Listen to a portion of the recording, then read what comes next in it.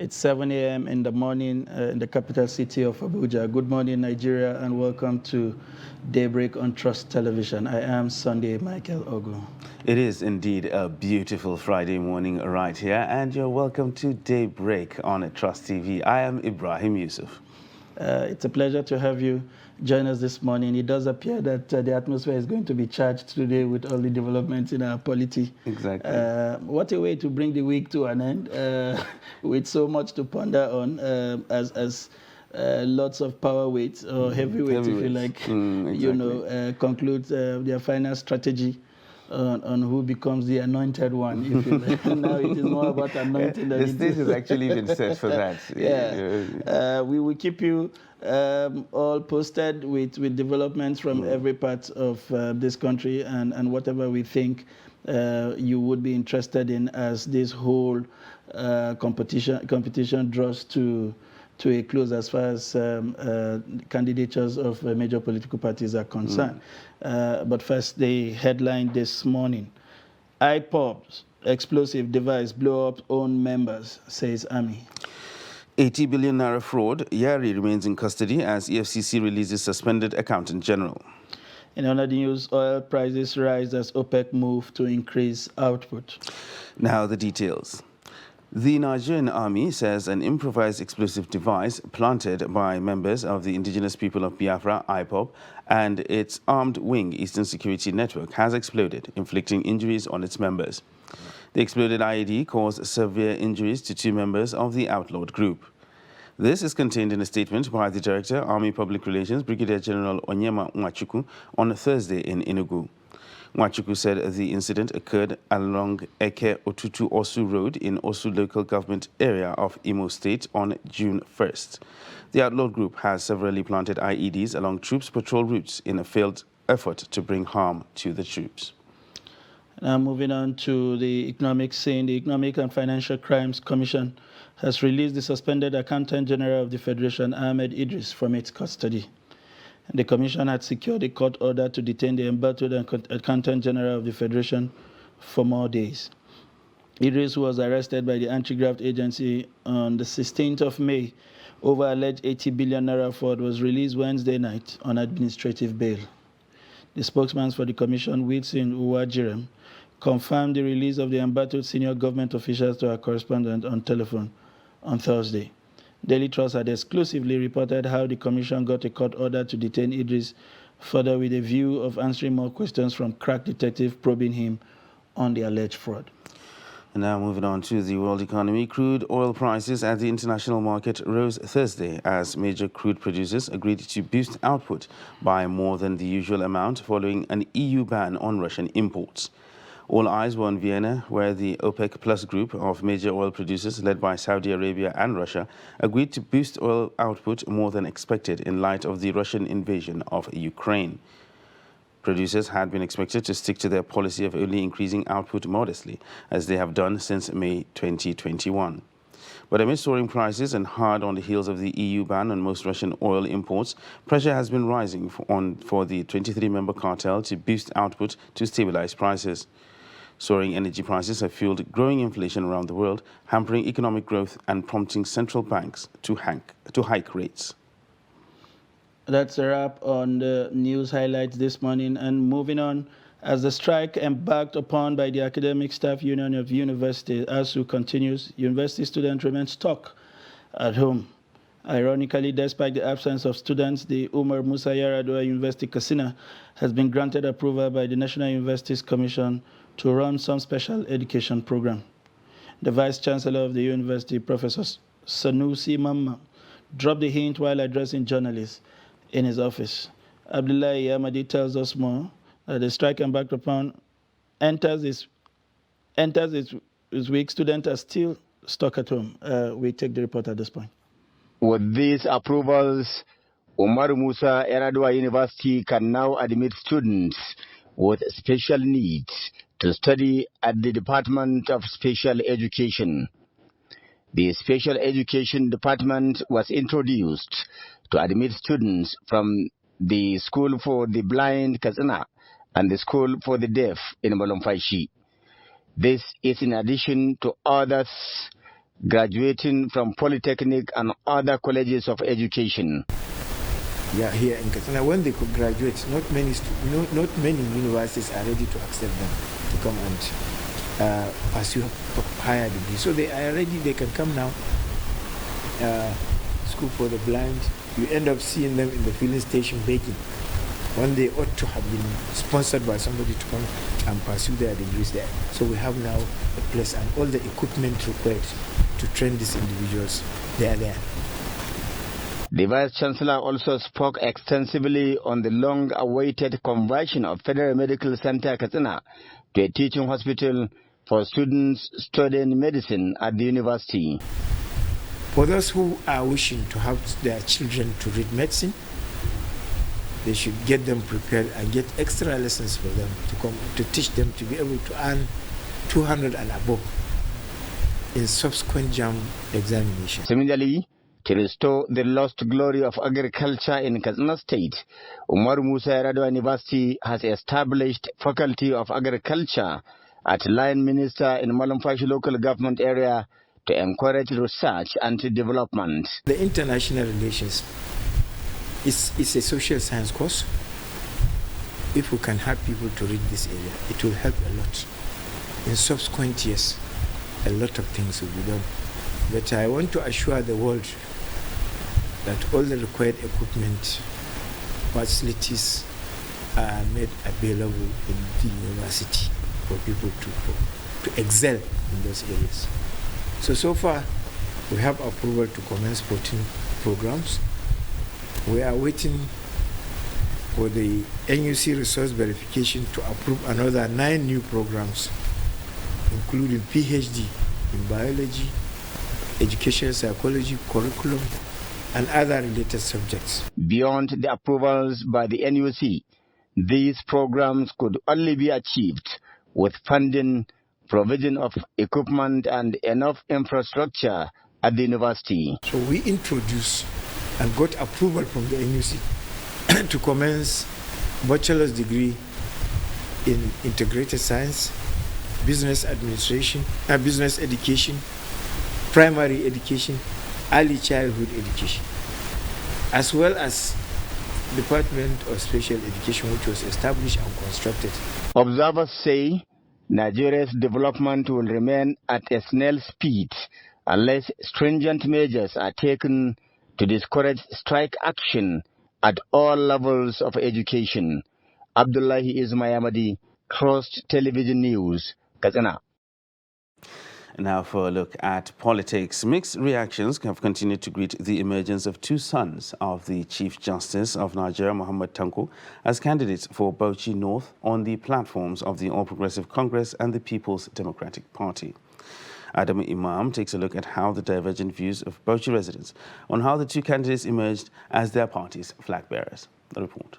In Bauchi, many political parties have conducted their primary elections for the State House of Assembly, National Assembly, as well as governorship seat across the 20 local government areas of the state. Although the election have come and gone, what has refused to go with the election is how the 2 sons of the Chief Judge of Nigeria, Muhammad Tanko, who won both in the All Progressives Congress APC and People's Democratic Party PDP respectively. Ibrahim Muhammad Tanko, who is the elder brother, won the senatorial seat of Bauchi North Senatorial Zone under the platform of APC with 179 votes, defeating the incumbent Senator Bulkachua, who scored 0 votes, while the junior brother Sani Muhammad Tanko won the House of Representative ticket for Gyat Eshura Federal Constituency by defeating other contestants to also emerge winner under the platform of the People's Democratic Party.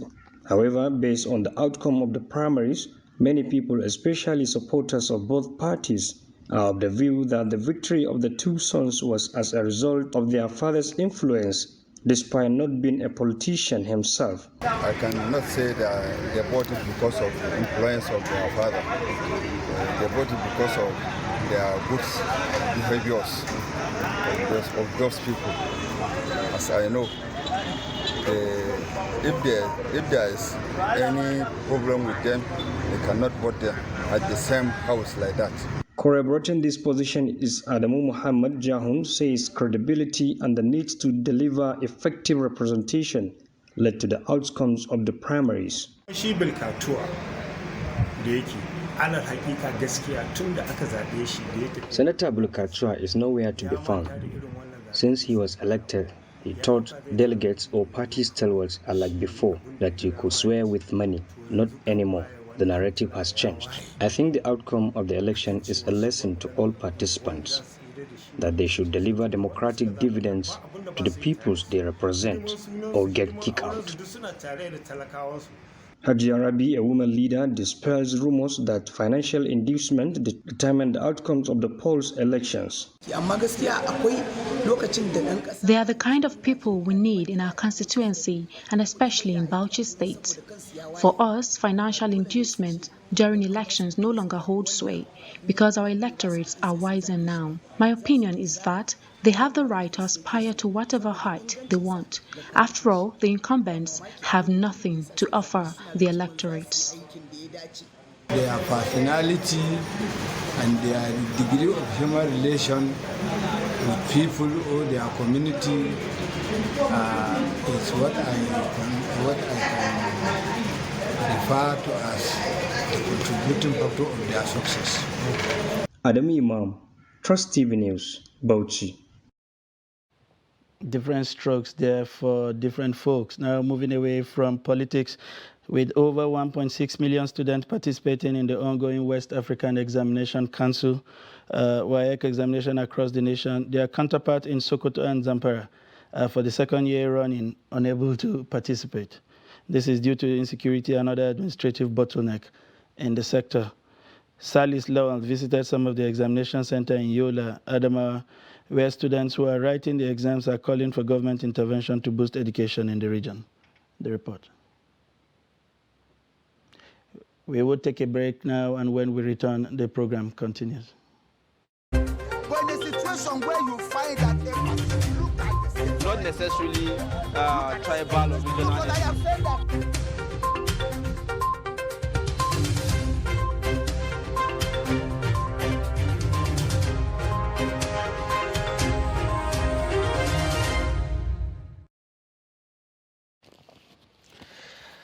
If you're just joining us, this is Daybreak on Trust Television. We have now come to that point where we serve you with the juicy headlines on the covers of most national dailies today. And we start as usual with the Daily Trust. If you, the Daily Trust this morning has one major screaming headline, and it has everything to do with the season, if you like. And as with all other days, it has a kicker today, which is presidential ticket, 72 hours to APC primaries. Screening report not ready. I think we got glimmers of some of the candidates attending that screening and some of the funny dramas that ensued in that gathering. It has some riders. We are on it, says Oyegun. Appeal committee yet to be constituted that is supposing that some persons would want to contest the outcome of the screening committee. No cause for alarm, Lawan, Yerima, Okorocha. Interesting. It was interesting to wake up and see that Okorocha was able to make it in time for the screening, despite the Herculean tax that was placed in front of him before pulling out of the palatial, we understand the palatial residence that was provided in the EFCC's custody. We have two other stories beneath that. Without me, Buhari won't have become president. That's coming from Tinubu, and you'll find that story on page 10. Fraud. Yari remains in custody as EFCC frees suspended AGF. That's strange. The principal actor seemed to have taken a leave from their custody, and one of those that seem to have been implicated is now back to take his place. We don't know how long that leave is supposed to be. If it will be extended or rearrested, as we have seen with the AFCC over time, we would see that in the course of development in this story. But we have in the studio our regular reviewer, if you keep a date with us every Friday, and he's no other than the editor of 21st Chronicle newspaper, Malam Abdallah. Yes, my friend and a friend of the house and a colleague here to give us insight this morning. You have seen the cover of the Daily Trust, and I'm sure this story will resonate with several other news dailies today. What do you make? First of all, it was the presidential screening that did not happen prior to the initial deadline, and then it was extended. Everybody will say because of the ruling party, and now 72 hours to the deal day. They do not have the reports of that APC screening. Should we assume that this is deliberate? Because even a national election by this time, with over 25 million people participating, should have gotten the result by now. What do you think is responsible for this delay? I think what is happening is the mindset of the president. I think maybe they don't want a primaries like the PDP did, because 72 hours to primary elections. The result of the screening is not yet out. Appeal panels for the screening have not been constituted. And don't forget, it was only yesterday that even the convention committee was named. So, you know, all this add up. And when you mention Okorocha, Lawan Bello said that they already no cause for alarm. There is cause for alarm. If you listen to what happened in Abeokuta yesterday, one of the front runners of the party. Which brings us to that story also. That is. So it just tells you, it is not surprising, because even before the primaries was rescheduled, after INEC extended the time for the submission of candidates by a week, 24 hours to the primaries, there was no subvention committee. These give credence to some people who were saying that, the ruling party is aware that INEC will give that extension, despite INEC chairman's reiteration that no, the date is fixed and firm. So, unlike many people see some elements of dictatorship, or rather lack of democracy in the way APC is handling its things. And all this takes us to one thing. There will be implosion. The way they are handling their things is imminent. Implosion looms. Look at it even from the party national working committee. Some members have already started. What happened to the Buni committee is equally rare. It is ugly. So we don't know. All this tells you that there won't be level playing ground. So is it that the ruling party isn't ready for the general election? Because I think they have had ample time to sort a lot of these things out before now. But don't forget that this has been the signature tune of President Buhari's administration. They don't do things at the right time. They have all the time in this world to do these things. But look at it. Die minute, then they'll be rushing and what have you. And what does that mean? If, for instance, we don't know whether there will be another extension by INEC. It's very likely with what happened last week. Many people are disappointed, actually. After all the reiteration by Professor Mahmoud that the date is fixed and firm, he gave not 24 hours, 48 hours or 72 hours, a whole week. So it simply means that he is in cahoots. Those who are saying that the INEC is in cahoots with the ruling party are not totally wrong. So with this snail pace of activities at the Blantyre Strait, who knows? Maybe there are another extension is in the offing. So so this is the scenario. And okay, the extension, they have about 48 hours to the deadline. And they're doing on the 6th, like they say. Okay, what happens again?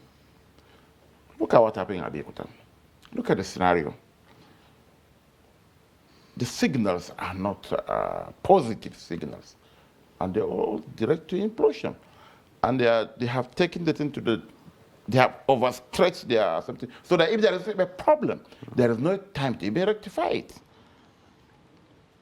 So it's a source of concern, particularly for the party members and even Nigerians, after 7 years in power, to conduct free and fair primary election is becoming a problem. Should we suggest with, as you have said, you've talked about signals and all, is this pointing to a particular candidate? You have alluded to what happened in Abeokuta yesterday. Is it because some persons are now beginning to get a back channel communication that it does appear that the president has made up his mind on a candidate? And even if that is, would it be right under the circumstance to subject the president's choice to a primaries rather than a consensus? If you just, let me take you back to the events that happened hours before the president jetted out to Madrid. He created what analysts call doctrine of reciprocity. What did he say? Read the speech.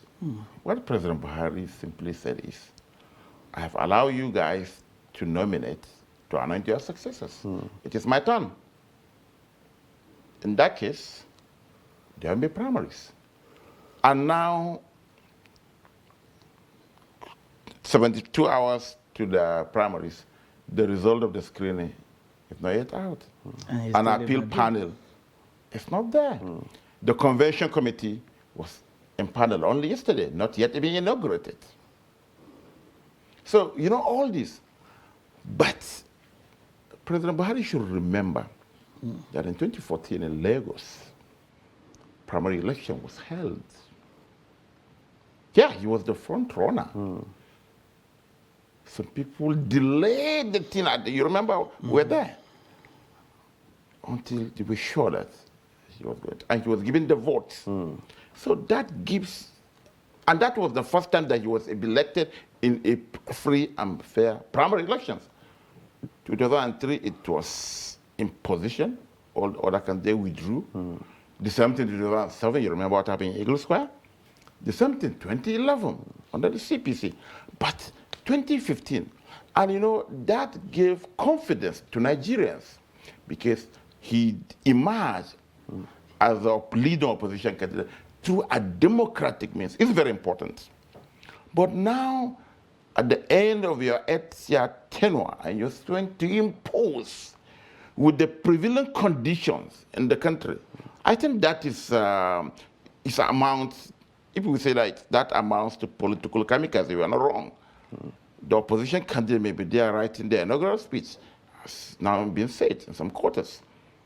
So you believe if the APC decides to toe the line of the consensus or the selection or the anointment or appointment, just like you pointed, if you believe if they decide to toe that line, then they're actually signing their own death warrant?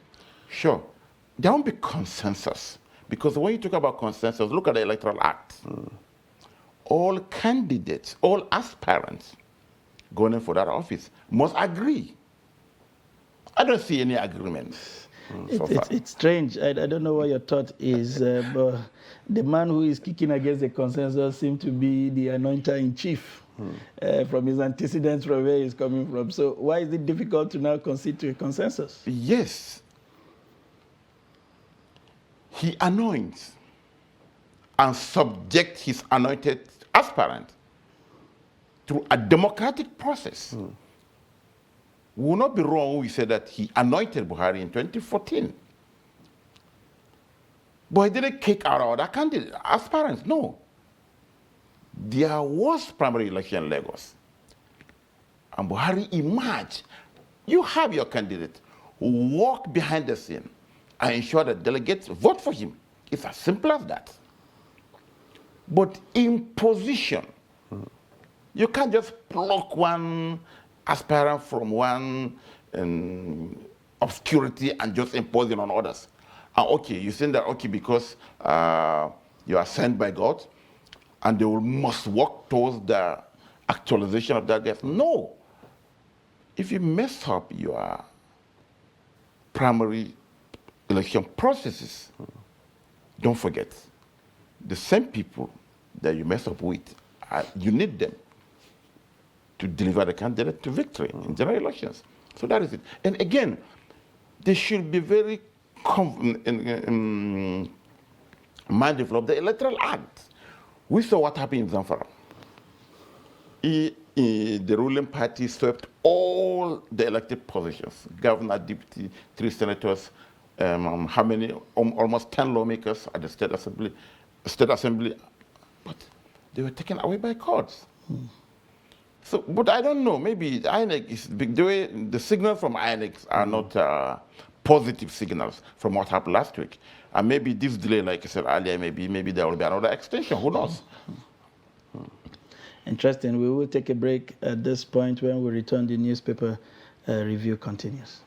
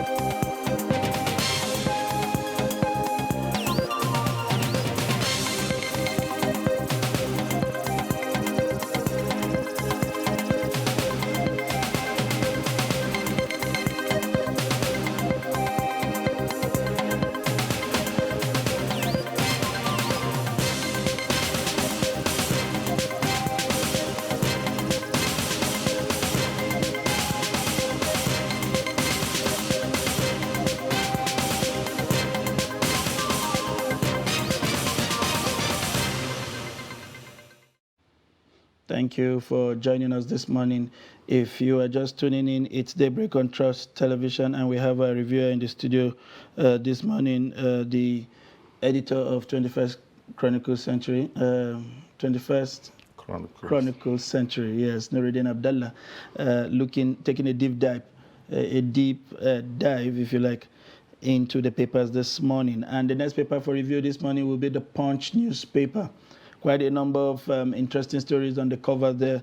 And the major one, it's, of course, the events from yesterday in Abeokuta. I brought Buhari out of political retirement, assisted him to emerge president. This is according to Tinubu. I went to Katsina to convince Buhari to contest after 3 defeats. Ashiwaju, I nominated Oshibajo after Saraki. Others blocked me from taking the VP slot. Tinubu, Northern Governors Plan consensus. Akeredolu, Tinubu, others insist on a Southern presidency. You would have the picture of the Queen's Platinum Jubilee celebration, but here it is with the late Duke of Edinburgh, while she marked her Platinum Jubilee celebration on the throne. It was marked with a lot of activities, as we have observed from yesterday. You have that picture of her, but the caption here says Queen Elizabeth suffers discomfort during parade, misses Jubilee service today. Right beside that, you have Okada ban. Lagos crushes another 2,228 motorcycles today. You find that story on page 11. Outrage as lady dies after plastic surgery. Police seeks information. That story is on pages 4 and 5 of the Punch newspaper. And right beneath it, you have US-based Nigerian kills self after shooting wife, grandmother. This is becoming disturbing after we had a similar incident not too long ago. And right beside the nameplate, you have 89% of Nigerians lack access to clean cooking gas. And that's on page 20. And then we have electricity tariff surges by 58% after 500 billion naira subsidy suspension. According to a report, you'll find that story on page 15 of the Punch newspaper. We have a belt right at the top with the headline, New Terminal, Foreign Airlines Reject FG Relocation Order. That's strange. You want to operate in Nigeria, but you want to operate under your own rules. That story you find on page 20. And right above the name marks, you have Abuja fuel queues return, third time in 2022. Motorists flee NNPC. I wonder what the explanation is this time. Strike, ASU meets as visitation panel submits report.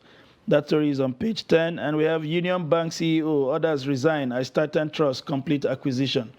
That story is on page 20. So we come to a reviewer in the studio. We had earlier delved into this conversation, but I would like to get your thought as somebody who followed closely the incidents of the emergence of the president.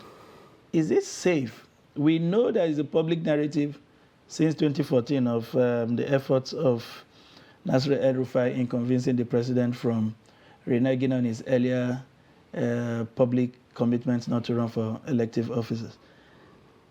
From where is this whole I convinced Buhari to run coming from Asiwaju? And that's one. The other part is the I made him president narrative. How do we then situate the efforts of people like Olusegun Obasanjo and the new PDP governors whose contribution was critical to whatever emergence conversation that was happening at the time? I think let me start with the second part of your question, what you called I made him president narrative by Asiwaju. What he said in Abeokuta is factual. Mm-hmm. Yes, all the people knew it. You understand? Let me take you back. If you remember, immediately after Jonathan conceded, Buhari was at the Ballantyre Street. Wherever Buhari went, he thanked 3 people. El-Rufai's name is never there. It's never there. Asiwaju Bola Ahmed Tinubu, Chief Bisi Akonde, and Chief John Oyegun. You can watch the clip again and again. And I remember I was at the International Conference Center. I won't mention the names of the 2 of them are not alive today. And they're some of the close associates of the president. When we went there, I covered the president. Yeah.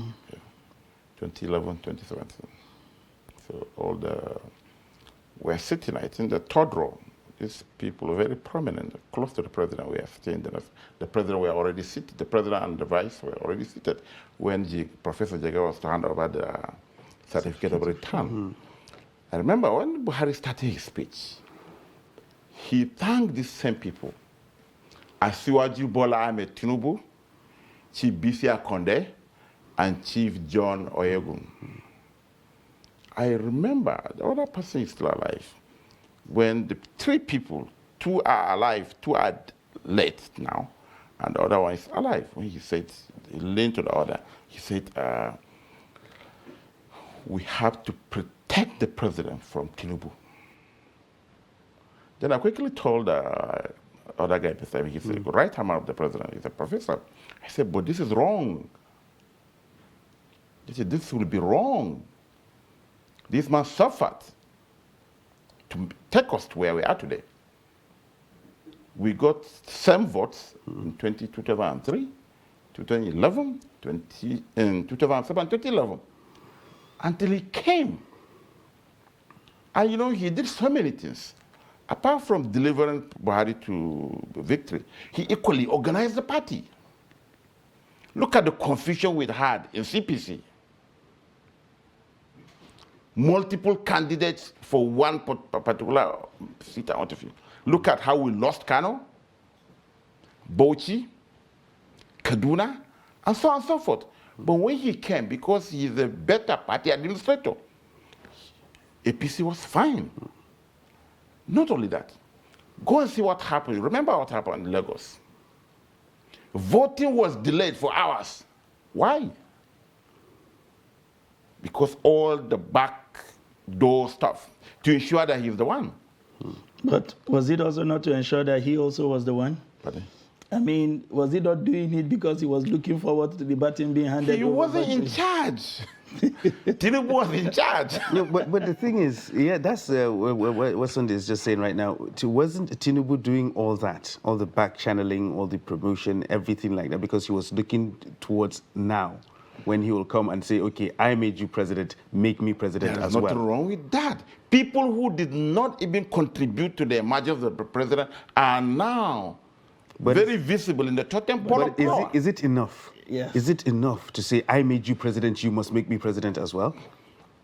Let's get this thing right. Let's look at what caused the outburst in Abeokuta yesterday. Apparently, clearly, Asiwaju realizes that all hands are on deck to scuttle his ambition. I don't think that Tinubu is asking for anointment or imposition. No. But what do you mean by payback? If it's not I'm coming. But he realized that even the level playing ground he has been craving for is being denied. That's it. I don't think Tinubu is just like Atiku in the PDP. With all respect to other candidates, to other aspirants, there are two major candidates: Atiku in PDP and Tinubu in APC. They have the watches, the experience, and the contacts. You understand? So what they want is simply a level playing ground.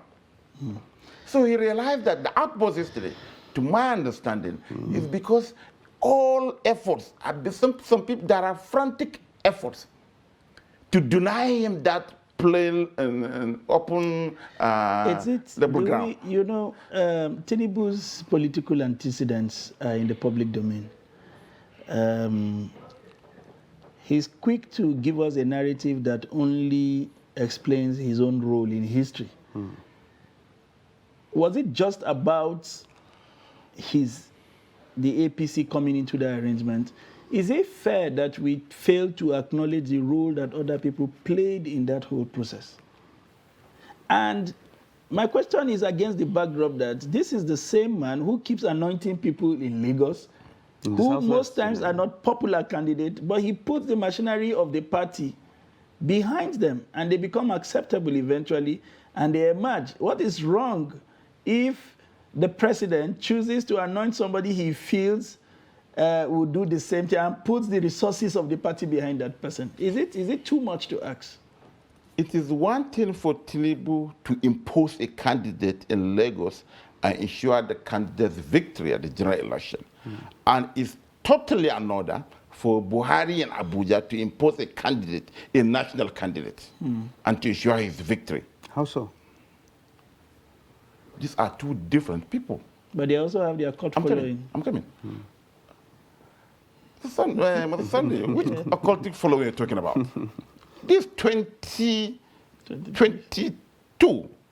This is not 2015. There was a report that in Daura, in Katsina State, there was no single candidate that matched his picture with Buhari in a political poster. This is what we call political abomination. 7 years to power. Even PDP candidates in 2015, we imagine their pictures with the president, with Buhari at that time. He was a hot cake then. He is not now. He doesn't have, Tinubu is a credentialed politician. Buhari is not. Look at all the aides of the president, about 10 of them. In a primary election that where more than 10,000 votes were cast, 10 of them did not get up to 200 votes. His nephew was defeated in Daura. His aide was long-time ally, Farouk Adam Ali, was defeated in Jigawa.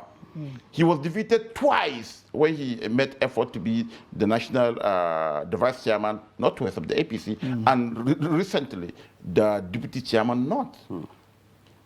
So look at the scenario. These are two different people. Well, again, Tinubu imposed people in Lagos. He imposed people in the southwest. But he made it through democratic means. But how do we merge in a single sentence imposition and democracy? You know, it's simple. Is it a democratic imposition? Yes. You know, it has some semblance of democracy because at least he subjected the candidate to a democratic process. Okay. But here you just want to impose consensus. Let's be mindful of the Electoral Act. What happened in the past cannot happen now. Interesting conversations there. We will move on to let's take a look at take a look at the Blueprint newspaper, which carries the headline: Tinubu opens up, "Without me, Buhari won't be president." I think that is the main story running today. Writers here: President admitted if he picked Pope as running mate, Nigerians won't vote him. Buhari approached me to be his VP. I surrendered my rights to Osinbajo. Without God and me, Dakbo won't be governor. We will vote rightly at convention, says Governor Abiodun, and he tells Tinubu that. And APC names Sanwo-Olu, Ganduje, Ngige, others are convention committee chairs. And then there's another headline, still talking politics. Ekweremadu quits Enugu Guba race, retains faith in PDP, and congratulates Mba as party's flag bearer. And moving slightly away from politics now. Planned concession of Calabar Kano trade zones, best way to industrialization, says Adesuba. That is also another headline on the front page of the Blueprint. When you go down the page there is a headline: Gumi offers recipe for Boko Haram, demands Ministry of Nomadic Affairs. That is quite an interesting one as well. At the bottom of the page there we have some headlines. On page 9 you can see look beyond challenges to opportunities in Africa, Buhari tells investors. And on page 22 you'll find the story: Nigerian Airlines to operate Sierra Leone national carrier. Okay. And then another one here, then page 5, that says troops eliminate 14 terrorists, nab 15 in 2 weeks. On page 13 is a story: Sokoto, Russia plans deportation of brilliant Nigerian medical student. Details of that story can be found on page 13 of Blueprint. And on page 14, FG to address renegotiated 2009 ASU-FGN agreement, says the union. And then on page 8, Nirsal disperses 500 million naira loan to Nasarawa farmers. Now, these are the major headlines on the front page of the Blueprint newspaper this morning. Given that the major issues there are the ones that have been tackled by our guest already, we'll move straight to the next newspaper, and we will be looking at the Leadership newspaper for Friday. The major headline on the Leadership newspaper this morning is Flag Bearer, tension in APC as governors plot to oppose PMB's choice. some dimension to this drama. Southern governors insist on power shift. It is my turn. I am tired of sponsoring political sons, says Tinubu. I thought the last time he said to us that he hasn't a son who is old enough to be president, and now he calls them sons. I remember there were some version of the vice president's comments to the screening committee where they said to him, are you aware you are going against your political godfather? And he said, only God is my godfather. So interesting quotes there from politicians at this time. You'll find the story of the president flanked by the ministers of trade and communications, the ongoing visit and his engagement in Spain. We have other headlines down that way. Citing clashes, attack, FCT malls, ban on Okada. We are already seeing the dimension of this whole Okada activities in Lagos, and we have already witnessed 2 successive bloody activities involving citizens and these Okada riders in the metropolis of Abuja. Let's see how that is going to progress. Mother conspires with children to kill stingy husband in Adamawa. Wow. Wow. PDP governors intensify lobby for Atiku's running mate. These are some of the stories on leadership headlines with a bit of tweak to some of the issues we have been discussing. Of course, coming out from the progressive governors meeting yesterday were comments around how the governors would prefer one of their own. Is it that all of us are misinterpreting the president's comment? Does it suggest that in helping him to get a candidate, they can go and decide for him, or he's basically saying, keep your guns and allow me choose my successor and just simply line up your machineries behind them, or they are basically going ahead to do what they want in complete defiance to the president's play? What exactly is it? I think that's the difference between Tinubu and Buhari. Even the governors of his party, he didn't carry them alone. He just dish out order. In democracy, particularly multi-party democracy, you don't dish out orders. It's a military junta. And don't forget, you need these governors to deliver. So I think that has been the mindset of the one. And since the return of democracy in 1999, the governors, 2 things, they are very powerful, and they are key stakeholders in the democratic process. You remember during the transition, Obasanjo transition, one of them was picked. Yes. They look at it now, okay, if you allow the president, what is our own? But most of them are going for the Senate seat, and they want their anointed children to be governors also. Is it not sufficient to say they also have a high stake? With the president or no president, they will still, it's their retirement home. The Senate is their retirement home. Maybe by by June next year, when they inaugurate the Senate, you'll see more than maybe 2/3 of them will be former governors. The way things are going now, you know we are producing former governors, and you don't expect your former governor to go back to his village. He has to come and retire in Senate. So that's one. But second, more importantly, apparently there is no direct line of communication between the president and the governors. You understand? Look at what he did. If not, before he did that, you did a report, I think 2 weeks ago, how Obasanjo picked Eradua. There was a committee. There was consultations. Obasanjo was equally a general, even more wartime general. But he didn't impose just like that. You have to galvanize support. And particularly, 2023 is peculiar. Peculiar in the sense that this zoning issue is there. This retaining power in the north after 8 years of a northern presidency. You know, some people think that no. Northerners, you are not the only people in the country. You understand? So that's the dilemma. So there must be concerted effort to assuage these people particularly the Akeredolus and what have you. But when you just come, Mr. Brian, you say, no, that your words is final. You just tell them and you jet out to Madrid. Then you are in for a big surprise. Interesting. Well, it is quite interesting. So we'll take a look at the next paper, which is the Nigerian Tribune. And it talks about something that we just alluded to right here, because that's the major headline. And it said, rotate power to South to retain presidency, Akeredolu tells APC. That is the major headline on the front page of the Nigerian Tribune.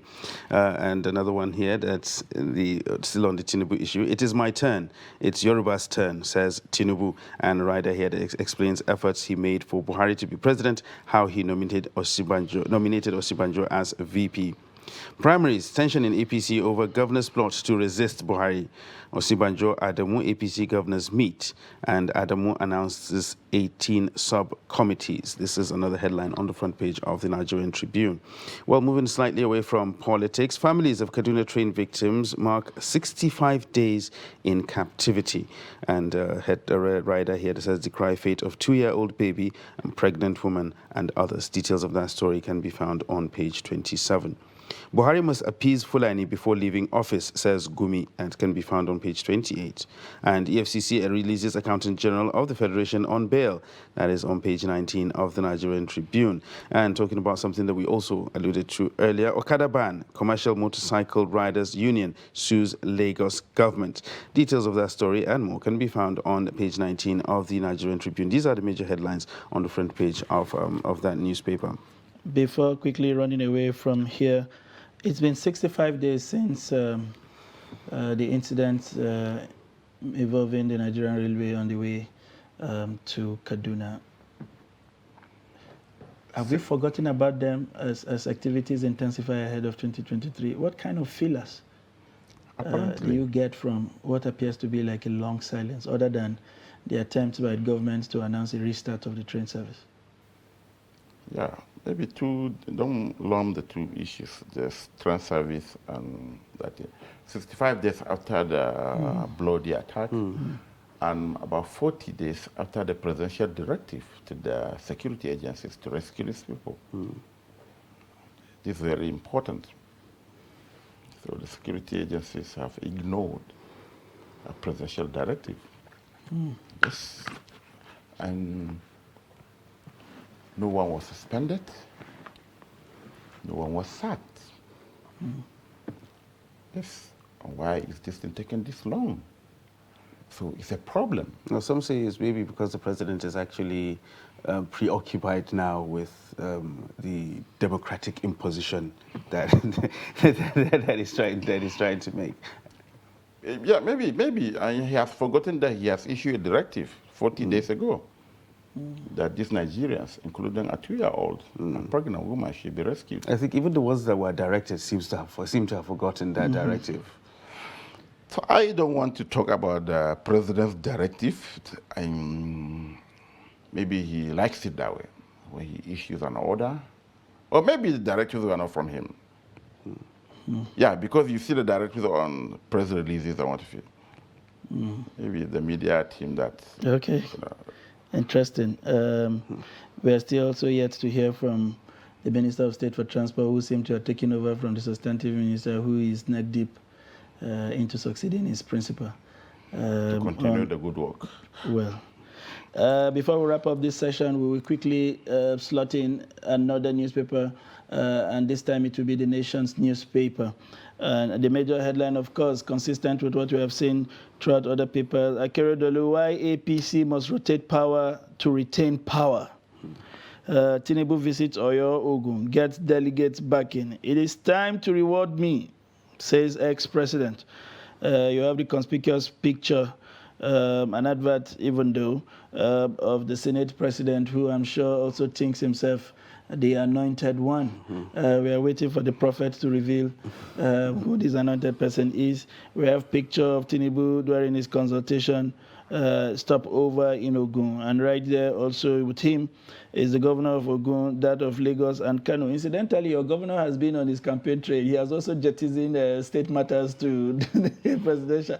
I hope he also doesn't come to tell us in 2027 that they have a gentleman agreement that power will return to, and then it will become a turn-by-turn Nigeria Limited, as we have tried to see with Tinubu. And then very quickly, new investors take over Union Bank, chairman, CEO, directors quit. And right above the nameplate, we have invest at home. Buhari urges Nigerians abroad. Interesting. APC convention. Oyegu panel here to submit screening report. 19 committees swing into action. We have spent 43 billion on pensioners, says Oyetola. You find that on page 24, and that's coming from the governor in Osun. Makinde may unveil running mates today. Oh, interesting.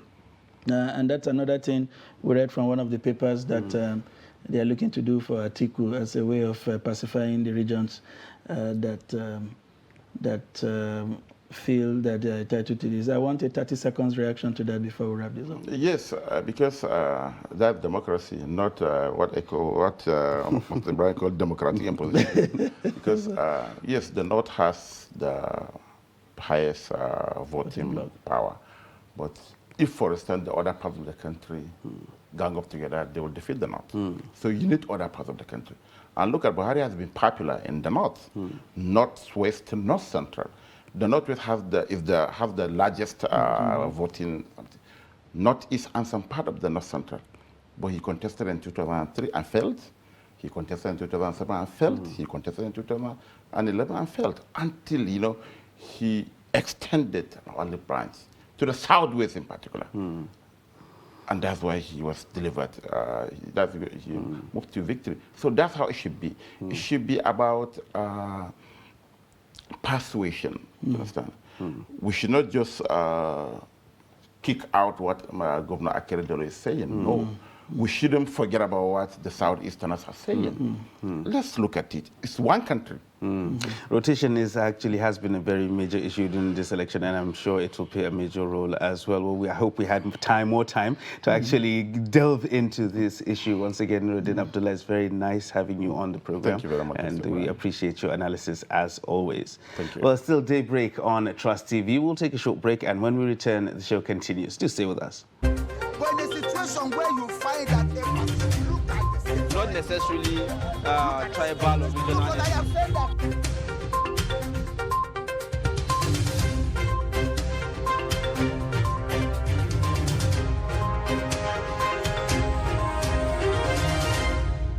My people, how do you feel when you see bulldozers demolish beautiful but illegally built private houses, estates, or plazas? Agony and pain. That is exactly what the FCT administration feels also. No responsible government is happy to inflict pain on her people by demolishing any property. Are you planning to acquire a piece of land? Avoid buying land from indigents or local chiefs or any other unauthorized source, as doing so could ruin your valuable investment. Only the Minister of FCT allocates land in Abuja. So, to acquire a piece of land in Abuja, go to the Abuja Geographic Information Systems, popularly known as AGIS, and obtain the relevant application form. Also, visit the FCDA Mass Housing Department to check the genuineness of land title before you acquire any property in any of the housing estates in Abuja. Do the right thing. Don't be a victim. This message is from the Federal Capital Territory Administration.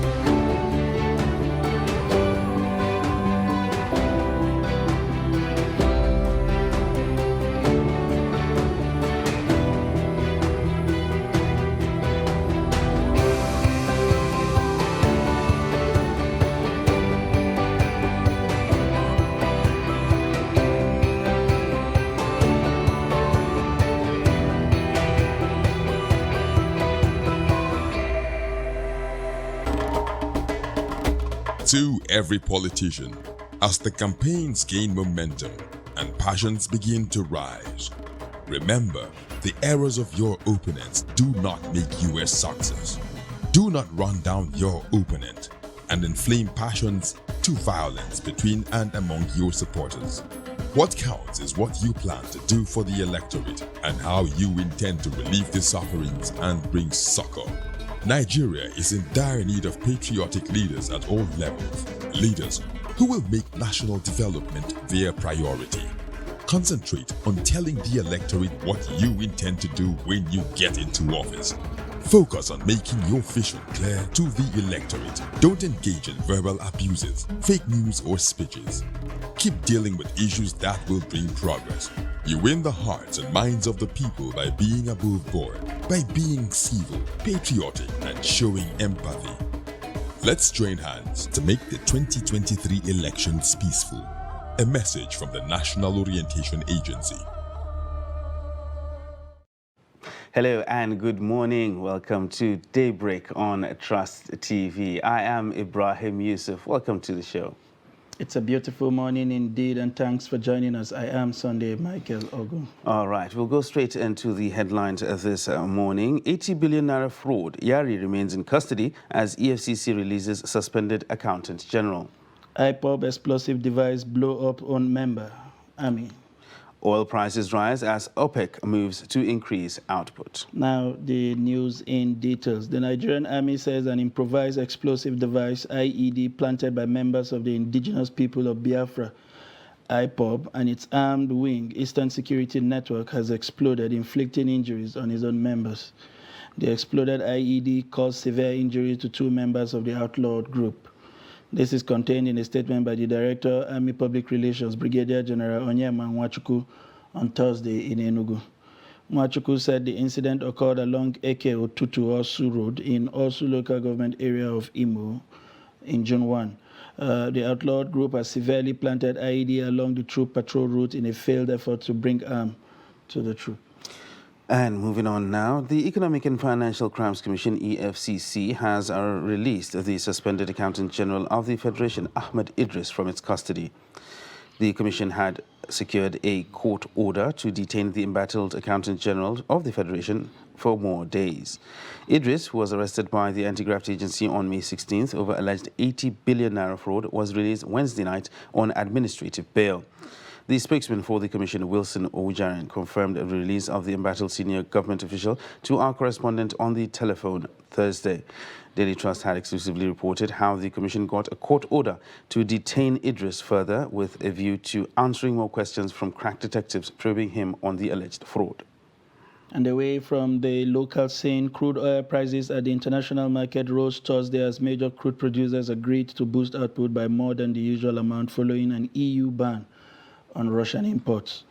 All eyes were on Vienna, where the OPEC Plus group of major oil producers led by Saudi Arabia and Russia agreed to boost oil output more than expected in the light of the Russian invasion of Ukraine. Producers have been expected to stick to their policy of only increasing output modestly, as they have done since May 2021. But amid soaring prices and hard on the heels of EU ban on most Russian oil import, pressures have been rising for the 23-member cartel to boost output to stabilize prices. Soaring energy prices have fueled growing inflation around the world, hampering economic growth and prompting central banks to high interest rates. And that wraps up the headlines for this hour on Daily on news on the program this morning. So we'll take a short break, and when we return, we'll go into our first discussion of the day. Do stay with us.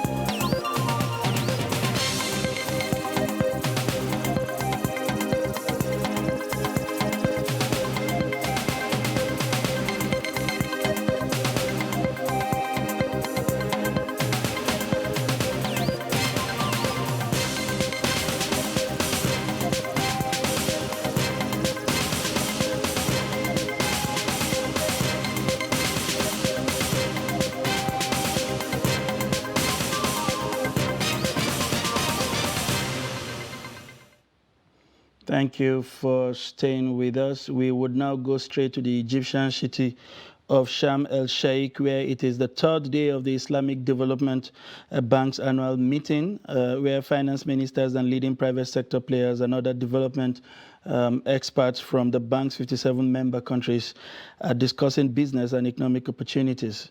Daily Trust Editor-in-Chief Naziru Mikhail is attending the event and joins us live via Spike at this moment. Good morning, Nazir, and it's glad to have you join us again today. Good morning. Thank you. Can you quickly bring us to speed on what has been happening at the venue of the Islamic Development Bank Annual General Meeting this morning? Okay, so you remember we reported yesterday that the summit started on Wednesday, but actually the main opening ceremony was held yesterday. The Egyptian Foreign Minister, the ISDB President, Dr. Mohammed Al-Jassar, the Egyptian Minister of Planning and Economic Development, Dr. Hala Al-Said, they were all there, including the Nigerian Finance Minister. They were all there, and it was a very big gathering. So most of the people, the leaders spoke there. They talked about the bank's role in fighting poverty, building infrastructure, agri and educational development across member states. There were also private sector group sessions, different sessions that have been taking place so far. And we have different people from different countries making presentations, discussions. So that was what happened yesterday. And there were signing of MOUs between the bank and some private businesses and government agencies. All right. Well, you just made mention that there's lots of private entities there as well, and there were some sessions that were actually held. So were there Nigerian private businesses and experts involved in these discussions? Yes, some of the discussion actually were around social entrepreneurship, social development, different modes of financing for private sector. You also have digital transformation in support of finance and innovation. So these were kind of like sessions that have been taking place. Yes, some of the Nigerian delegations were there. I met a team from Jaiz Bank, led by its chairman, Alhaji Umar Abdul Mutallab. And then there were representatives from Taj Bank as well, which is also a non-interest bank. And then you have entrepreneurs from Nigeria. You have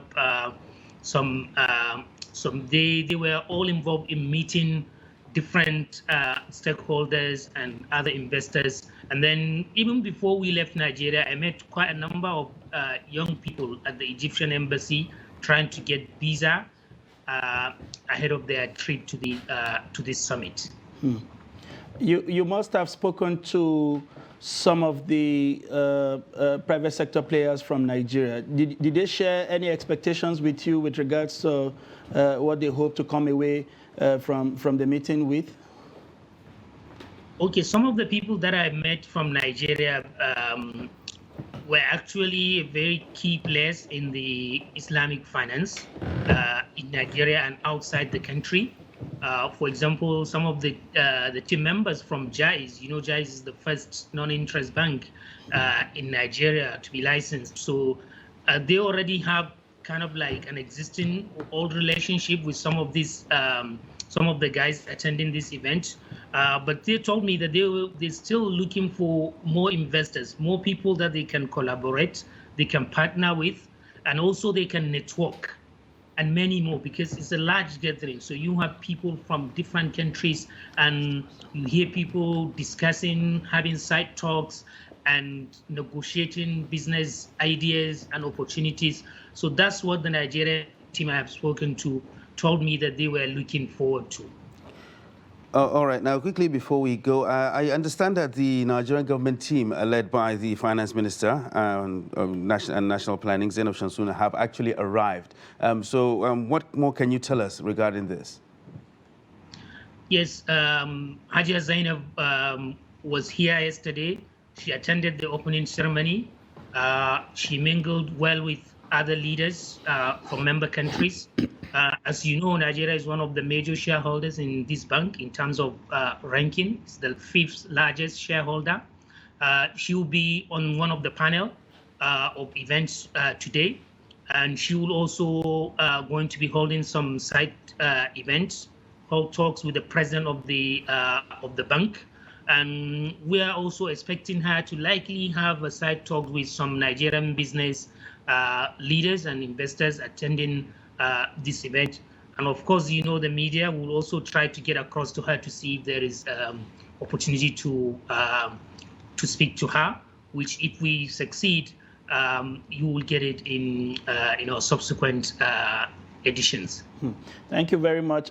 Very quickly, in 30 seconds before we let you go, what are we to expect from the third day of activities today as we gradually grind down to the close? Are there major deals in the pipeline to be signed as it affects maybe Nigeria or the sub-Saharan Africa? So the private sector group discussions will continue today. There will be session on water resources and climate change, which of course a lot of African countries will feature in that. And then the president of the bank will continue to have bilateral talks with different government representatives. I've seen representatives from Senegal, from Chad, from Niger, from Togo. So we are expecting them to have discussion with him and possibly reach agreement on some developmental projects. Also, there will be signing of some MOUs between some businesses and the bank and other investors. So we are likely to witness quite a lot of activities today.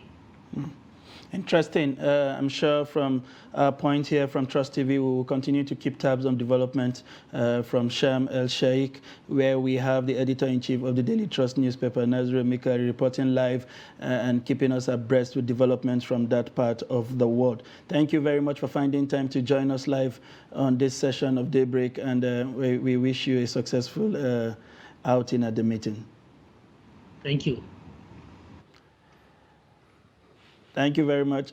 We would call for a short breather at this time, and when we return, the discussion continues. Please stay with us.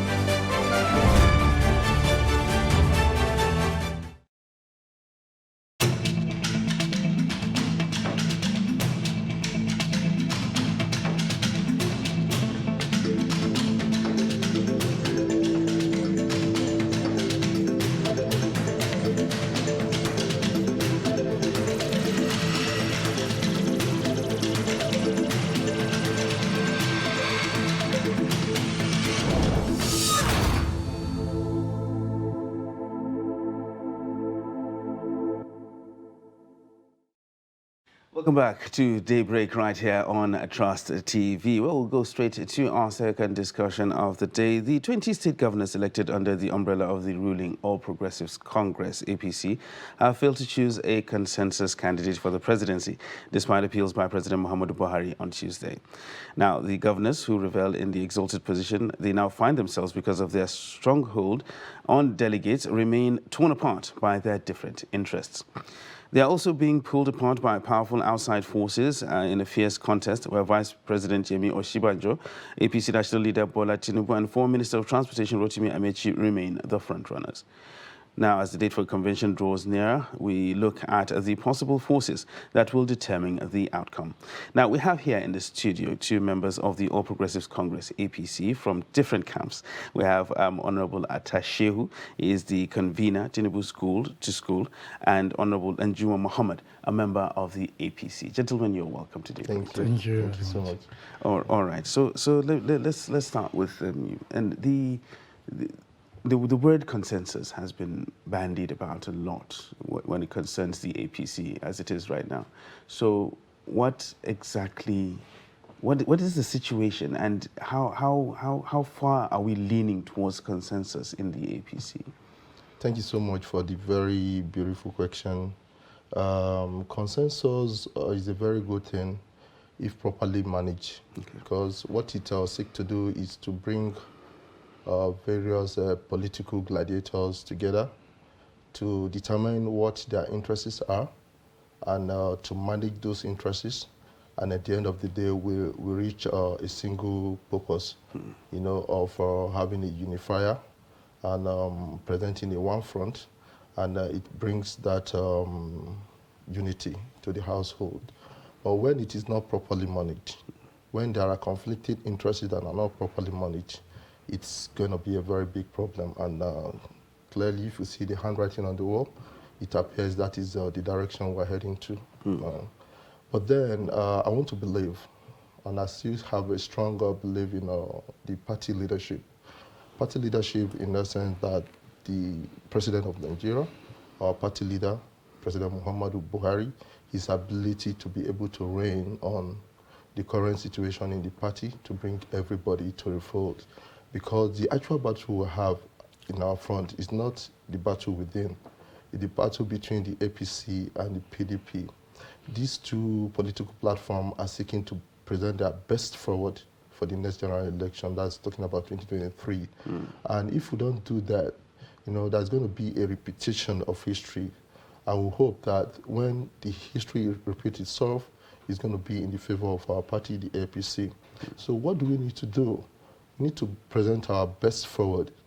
And currently, our best forward is that person that can galvanize the necessary political structure, the political support for us to be in a good position comes 2023. And from history, from what if we don't know history, we don't know where we're coming from. That means we don't know where we're going to. It's only Almighty God that owns the world, that knows what tomorrow holds for everyone. But the ability has given to human beings is for you to be able to retrace your steps, to know where you're coming from, to judge from where you're coming from, for you to be able to project the future positively or negatively. So from where we're coming from as a party, we have political gladiators that have come together to make, in 2014, 2015, to produce what we have as the APC. From that equation, we have the ACN, we have CPC, we have ANPP, and we have the new PDP. And when we put all these parties together, we know who are the forces there. Asiwaju Bola Ahmed Tinubu, His Excellency, is the force you cannot wish away. Coming to you, Honorable, I like your closing statements, talking about consensus and drilling down to Bola Ahmed Tinubu. I will charge you for the advertisement after the program. The narrative, as we currently see them, appears to be skewed. You alluded to in your comments of all the forces that came together. There was also the new PDP faction that made that whole arrangement complete. Is it fair to then migrate to a system where Nigerians begin to get the impression that it is now a turn-by-turn Nigerian Limited? Because you aided something to happen, it has to be your turn? Or we are merely looking for somebody who would be a unifier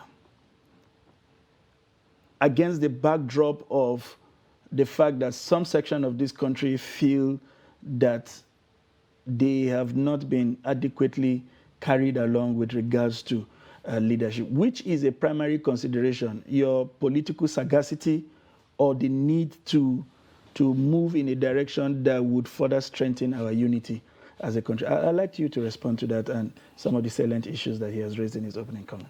Yes, I think the first response to that is the key thing should be the national interest. Neither political sagacity nor individual ability or contributions to the making of the political party. National interest is key. And I believe that is what is on the mind of the president. The truth of the matter is that we, as a democracy, simply to have missed it from the onset. But it's good that this is coming up because we are one family. APC is one family. Naturally, and from the accepted, or rather generally, accepted kind of global democratic practice, once a government, a political party is in power, they try everything to avoid creating the space for a heated intra-party election because it causes fragmentation, it causes division. And no one single political party, ruling party, goes to a general election divided and wins election. And unfortunately, it happens here to the PDP. You just talked about the new PDP that came into APC. I mean, these were the first. In fact, it was the last straw that broke the camel's back and that got PDP out of power. So we must avoid that lane. So in the first place, my opinion should be in tandem with the demand of Mr. President on that ground. Secondly, I talked about national interest. As an outgoing democratic regime, one of the key factors in the minds of this government should be continuity. Continuity of its policies and programs, continuity of the rail project, continuity of Empower, continuity of the TSE, continuity of massive investment in the power sector, continuity of creating enabling environment for the emergence of private refineries like we see in Dangote refinery. So, and you don't risk this by handing over the government democratically to people who do have a different mindset to take us back to another experiment. So that is why the president, not for personal reason, for the party interest and for national interest, should be allowed to determine who among the candidates best fit to continue. He has the capacity to hit the ground running, continuing with the project without experimenting with new ideas. Without preempting what you are going to respond, because you raised quite an issue, and I see issues in what he has raised with regard to continuity of government policies and who is best suitable to do that. But we would play a tape from Abeokuta yesterday that seemed to have changed the dynamics of this heat. Probably raised the temperature by another 1,000 Fahrenheit. I will give you the opportunity to respond, but I want to play that tape, and we will grind in gradually from that. Please take a listen. Tí o bá sí àwa èmi tí ń dúró wájú yìí tí ń lérí ogun tí ní òkè Buhari nìṣó ká máa bá lọ.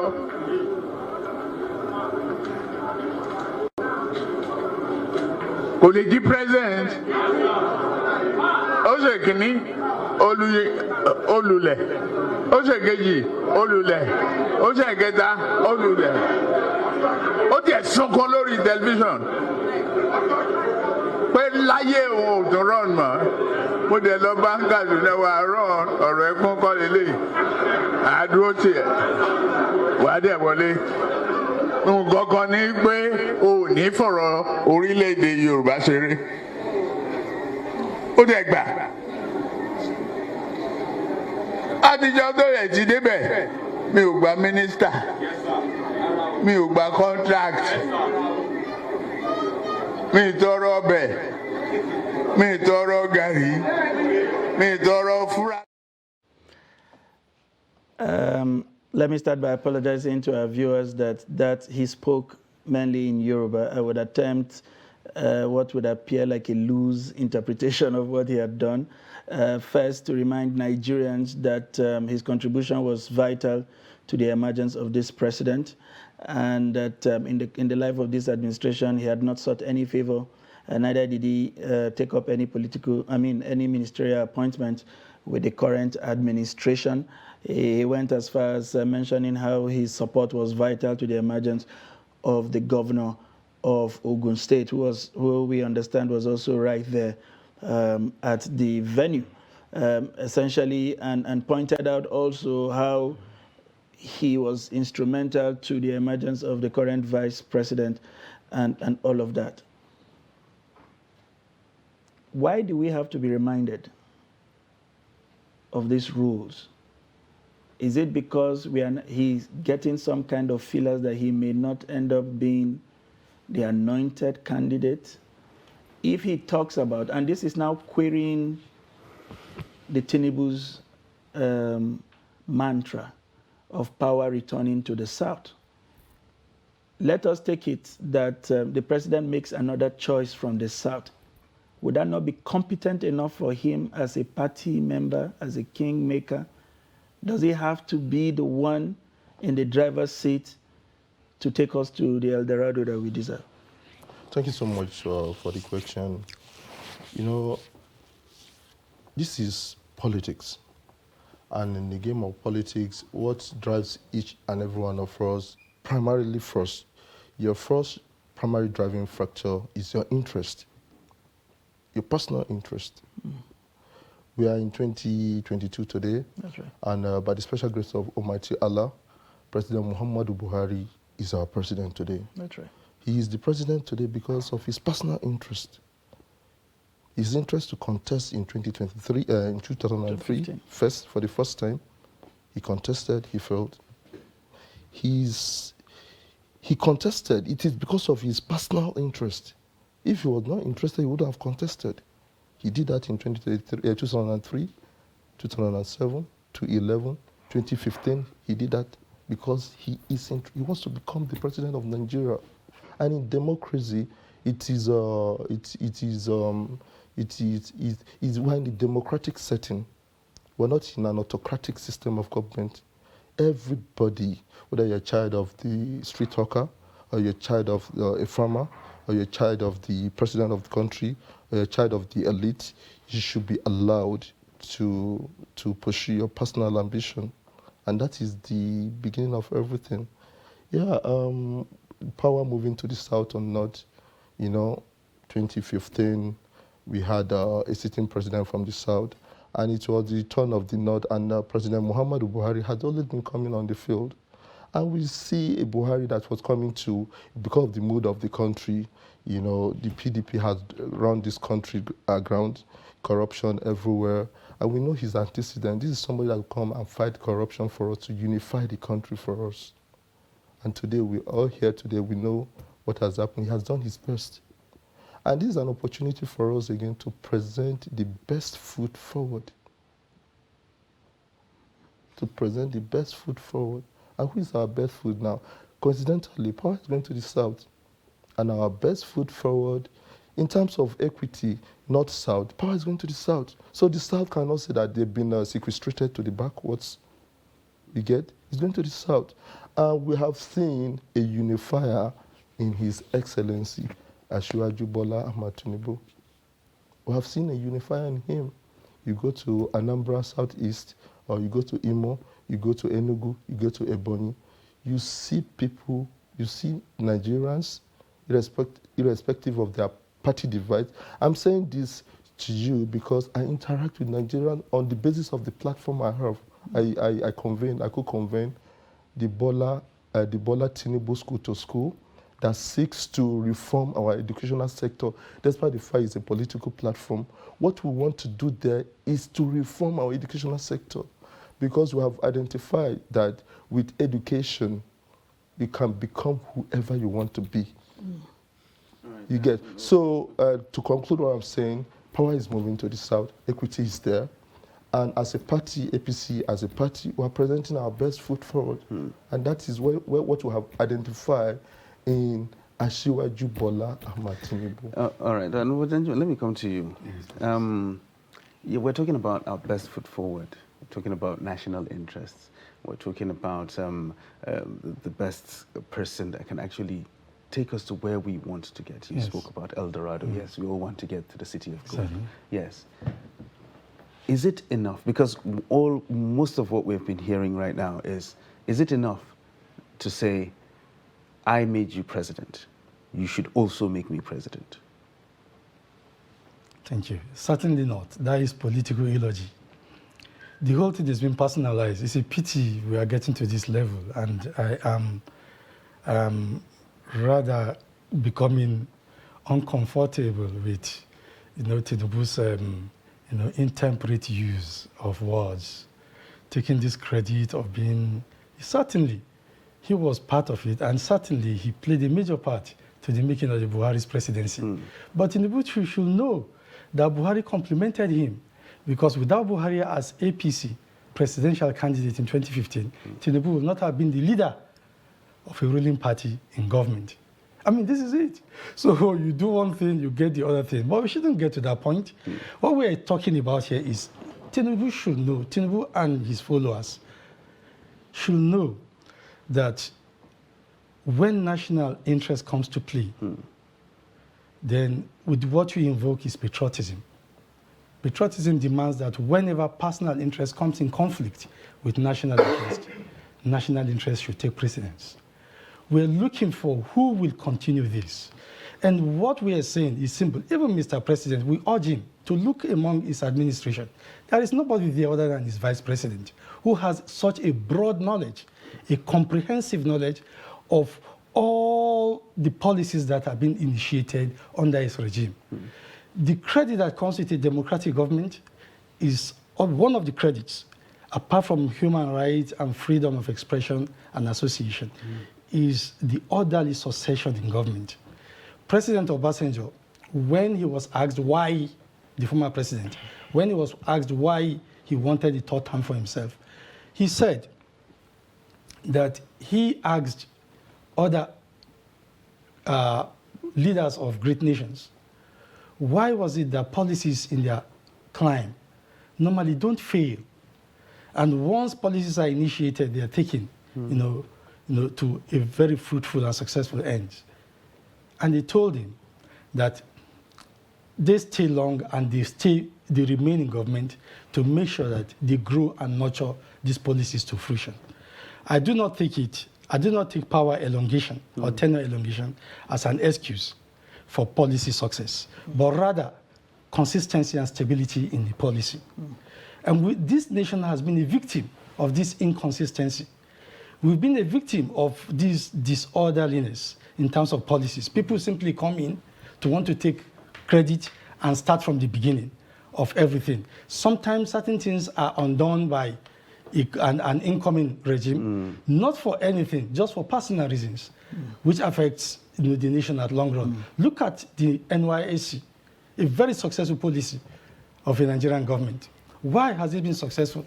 Because it's been allowed to endure by successive regimes.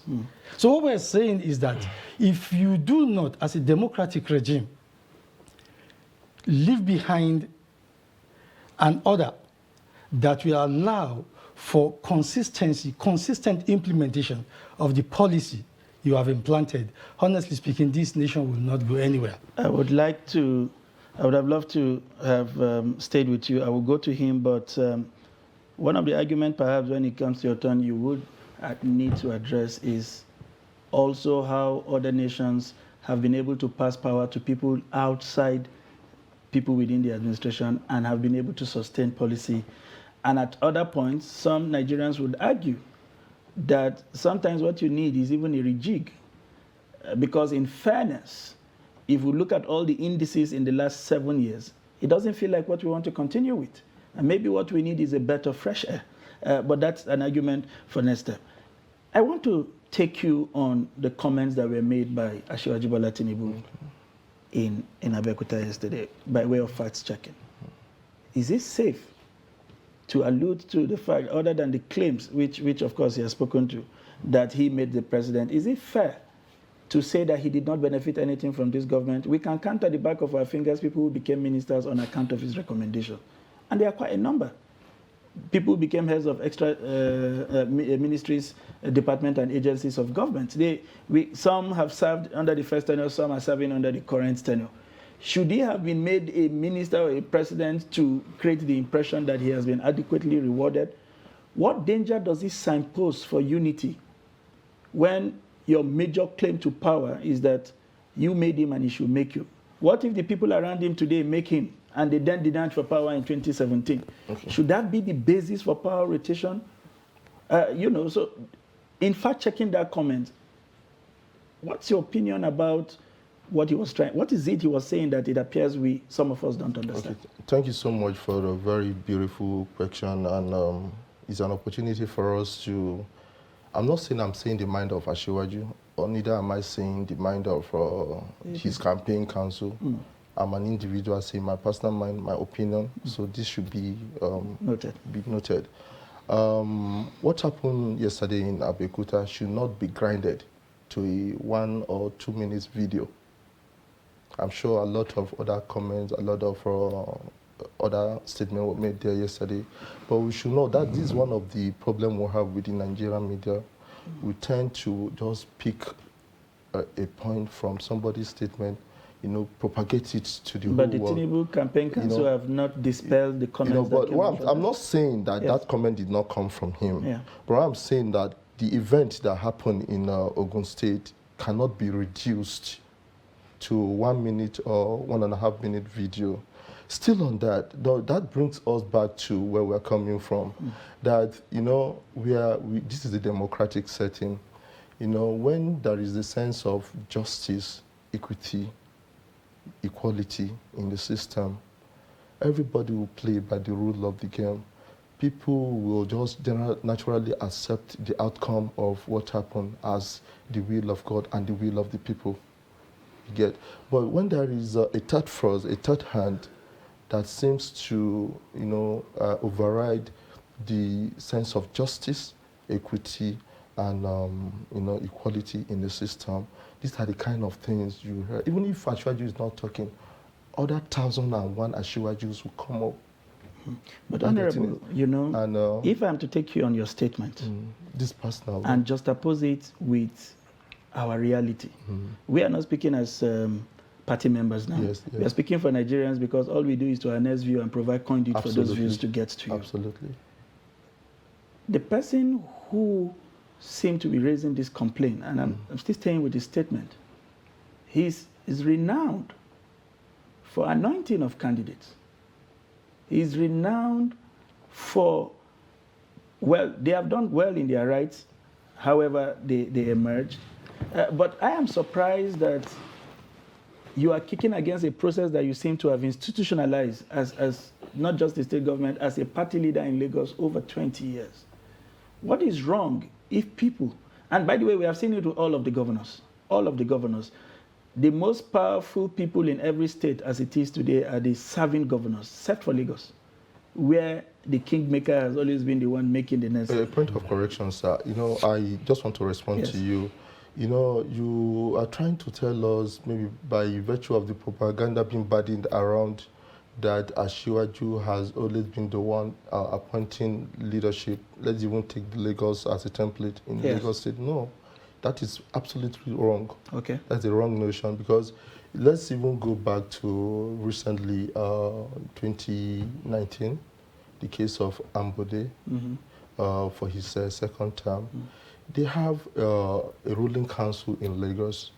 Just like these are people that appraise your government based on the vision of the state, and the vision of the state encompasses the developmental vision of the state, the human capital development for the state, and every other indices. They have appraised you. This person has gone 4 years.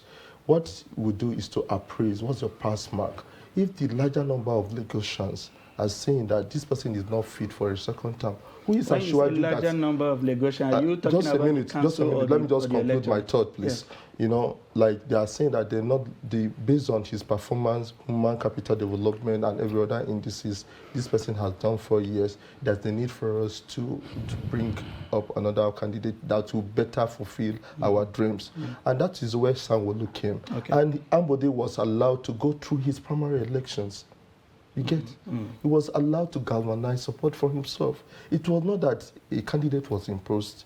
He went through his normal primary election, and at the end of the day, he accepted the outcome of their primary election, and he's still a member of the APC today. That's right.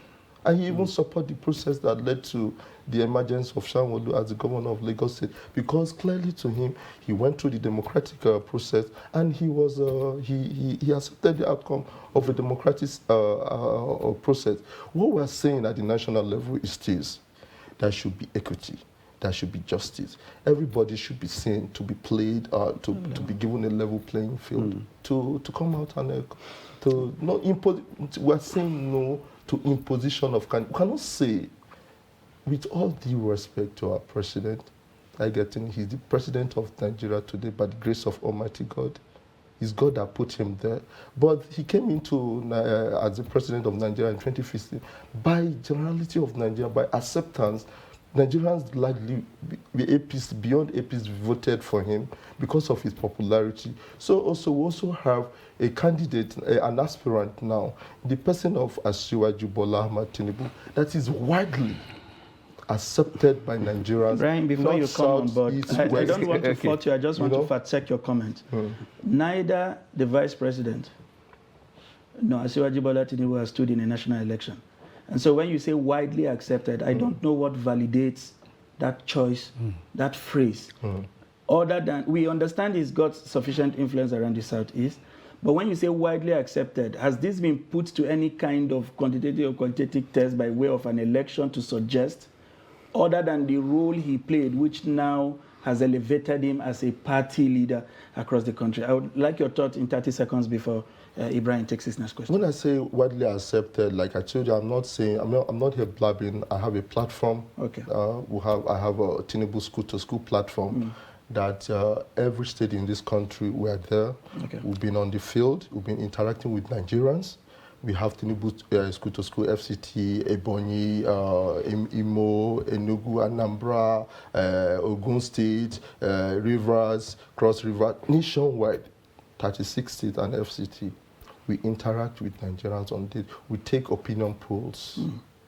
We take opinion polls, and we've been able to assess the acceptability, without putting anybody's sentiment into it. We're not saying what Tinubu we want to see an objective assessment. And we're talking on the basis of this. This is a candidate that is highly accepted, and he is the one who believe, if presented by our party in 2023, will be in a better position to compete with Atiku Abubakar from PDP. All right, Honorable Njuma, let me come to you. I want us to move away slightly from the current trend that we're on right now, focusing on individual aspirants. I want to look at the party now. I want to look at the APC as a party. The president has spoken to governors. Give me the opportunity to select or to appoint my successor, which you have alluded to is actually good for continuity and the rest. Sunday made a valid point about other nations doing that, but I would just want you to address this first before we get into that. He left without us having, or should I say without the governors coming to any sort of agreement. How good or how bad is this for the party if the current crop of leadership, that is the governors now that we're talking about, cannot sit down amongst themselves, as my cousins will say, whisper amongst themselves and come up with one particular person, or say, okay, fine, let's toe this line, all right, Mr. President, pick who you want to pick, or we pick this person for you, or let's see from this list of people, who do you want? How good or how bad is that for the APC now? 3 days or 4 days to convention. It's not bad at all for APC. Normally, in political contest, agreement comes at the very last minute. Normally, and I want to assure you that the governors will certainly reach agreement. They will find no problem in honoring the president, with that wisdom, to present his own successor to the party. And I want to say, president wanting to present his successor does not really mean imposition. As the most importantly that the endorsement of that successor by the party organ is what you call consensus. Well, you made a point that is valid. Yes. The process is key. That people feel that they are given a fair and equitable chance and they lost to a just process is also vital, because the PDP is there as an example, which you also made in your introductory remarks. If this process is not properly we understand that agreement can come in the last minute, and it may come in form of an imposition, and there will be no room for reconciliation. Should this continue, what does it portend for the party? No, it will not continue. I am saying that I trust my party's ability to overcome all this. It is not a problem at all. In fact, there is no disagreement among the governors. All you need to, all you will see at the very end is that the president will endorse a candidate for the party organ. And once the party organ accepts this, it becomes consensus. So, excuse me, you see, the process of allowing people to contest for election is a different process entirely. You're talking about delegate election, direct or indirect primaries. These direct primaries, indirect primaries, consensus are all within the purview of the electoral law. Yeah, they are all within the purview. But the thing is, I think we need to strike a balance, or we need to have the dichotomy between let's say anointing a successor and choosing, or should I say, or imposing a particular candidate. Let's talk about between nomination or anointment and consensus. If the president anoints somebody, says, okay, I want this person to succeed me, but they still go, primaries are held, and everything is done. Yes, all that process will go. Yeah, and he will, and that's that. But the thing is, the why a lot of this this back and forth is because the way the phrase consensus is being bandied about. When you say consensus, that means we sit down here, the four of us, and we agree that Sunday is going to be chairman, and that's that. And we say, okay, this is our chairman from now henceforth. That is consensus. But when you say, okay, I support Sunday to become chairman, but still, you can come and contest, and we'll see. I'll back channel and see that I make him successful. I'm itching to make some contributions before your time. Time is not on our side, I believe. Consensus in this case is not when the president chooses his preferred candidate. That is a choice by the president. Consensus here is fully expressed when the party organ, the National Working Committee, the neck of the party, the elected delegates to party primaries, comes in sync to accept that candidate. They can reject him. That is when consensus is. So there is nothing, there is no imposition here. All the president wants is the normal practice. Like I said, APC is not contesting to access power. APC is contesting the next general election to retain power. So APC cannot afford that rigor, very dangerous rigor, of going through intra-party election, which you call primaries, because it has the potency to generate bickerings, rancor, bitterness, fragmentation, division. Are you with me? And these are the key areas major opponents or opposition will break into. And I told you also before, at the beginning, that APC itself was a beneficiary of such division in the previous ruling party. So we are fully at home here. My only problem here is that Bola Tinubu is taking it to a level which is not really good either. Excuse me, for the nation, for democracy, even for himself. Okay. Because excuse me, you come in. There is too much of personal interest. Let me hold you on that. Ambition. I'm saying this excuse me. And which shouldn't be. Yes. Look, I've not been talking to you. Yes. I just want to make a correction for our audience, because Bola Tinubu is not here to respond for himself. Yes. And he may have his valid reasons for advancing some of these positions. What we have tried to do is to interrogate that validity and the reasons and explanation around I want to that. make a point. I will give you the space. But what I really want you to address, which you touched on but didn't quite dive through, is If the president had always taken into account that going into the primaries as we know it will be a dangerous path because of the bickering and implosion that are likely to come after. And he had always known this position. It wasn't a position he woke up to yesterday or the day before. Why did you allow individuals to invest so much in traversing the length and breadth of this country and canvassing for support and selling their candidature, and at a point where it does appear like they truly have a chance, and then you make that kind of statement and jettison? Yes, they did under the Constitution. They have their right. And they did what they did within their own pace of time. It is not in the place of the president under a democratic setting, to stop an individual from exactly. And by so doing, you see, you must allow them to go around and express themselves to the party delegates. You know why?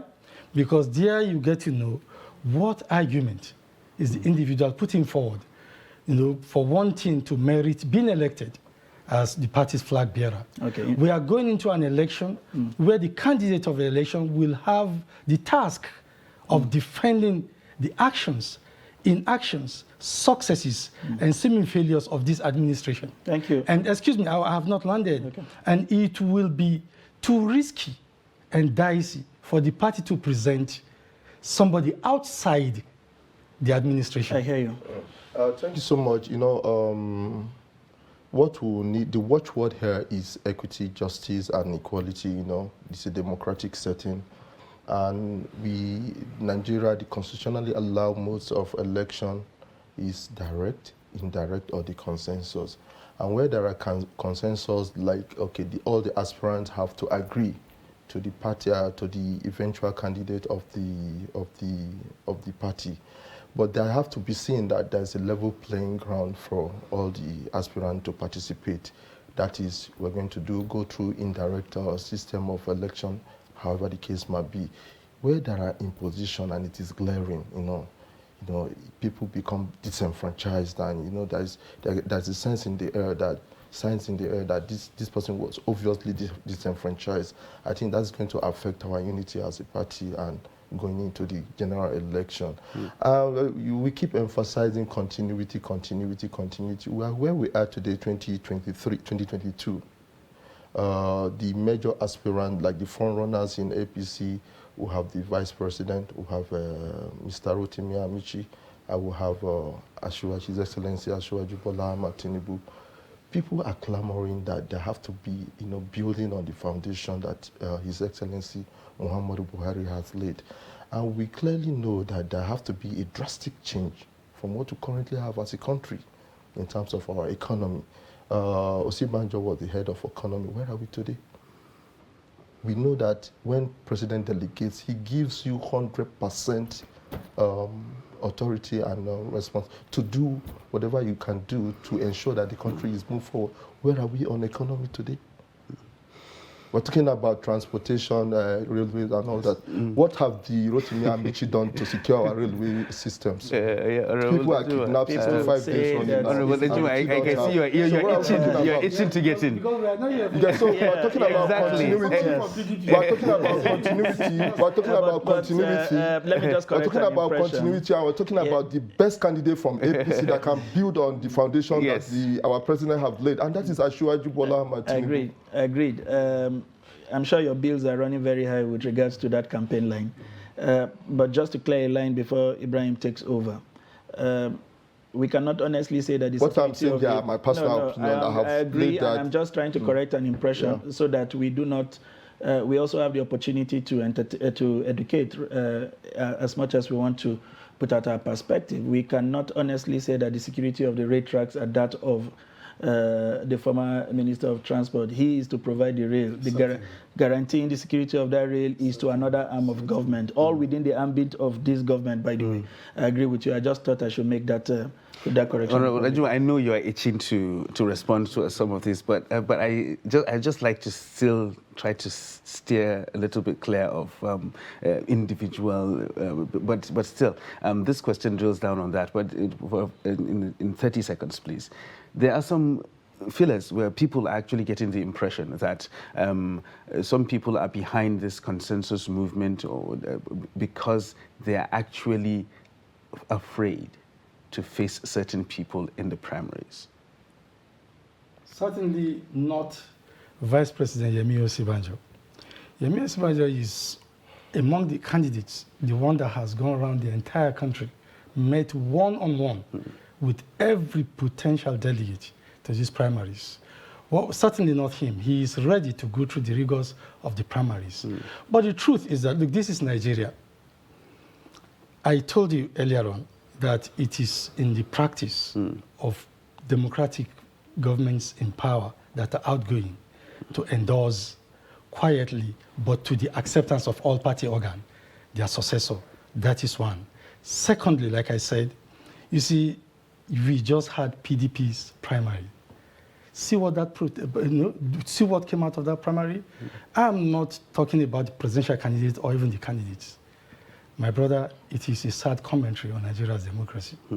That just when we're talking about, pushing national interests to the highest pedestal, money, dollar becomes a factor in determining who governs Nigeria. Very sad. So you see, avoiding to have, and the tradition in Nigeria is that once the opposition party spends 10 million on a project, election project, the ruling party must spend tenfold of that 10 million. So, to avoid that image,